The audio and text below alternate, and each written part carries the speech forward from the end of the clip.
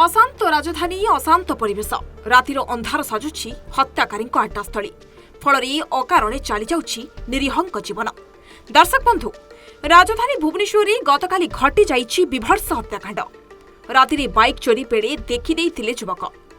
प्रतिवाद करिबारु प्रथमे मारणास्त्र आक्रमण करथिले, परे एक बड़ पथर छेची मारी देइथिले दुर्बृत्त। हत्याकांड भिजाइबा परे घटनास्थलरू दुर्बृत्त फेरार होई जाइथिबा जणा पड़िछि।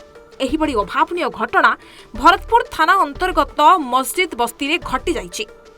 सूचना अनुसार गतकाली रातिरे किछि दुर्बृत्त भरतपुर मस्जिद बस्ती में बाइक चोरी करुथिले। सेही समय छात उपरु देखि देइथिले युवक। युवक जण तळकु आसी सेमानकु प्रतिवाद करिबारु दुर्बृत्त माने रागी जाई प्रथमे छुरामाड़ करथिले। फଳରେ रक्ताक्त अवस्थारे तळे पड़ी जाइथिले युवक। परे एक बड़ पथରରେ छेची देइथिले। फल घटनास्थल ही तांकर मृत्यु घटिथिबा जणा पड़िछि। मृत्यु युवक जनक भड़ा घरे रहुथिबा जणा पड़िथिबा बेले घटनास्थल पुलिस पहुंची मृतदेह जबत करने सह तदंत आरंभ करिछि। ब्यूरो रिपोर्ट, सूचना टीवी 24/7।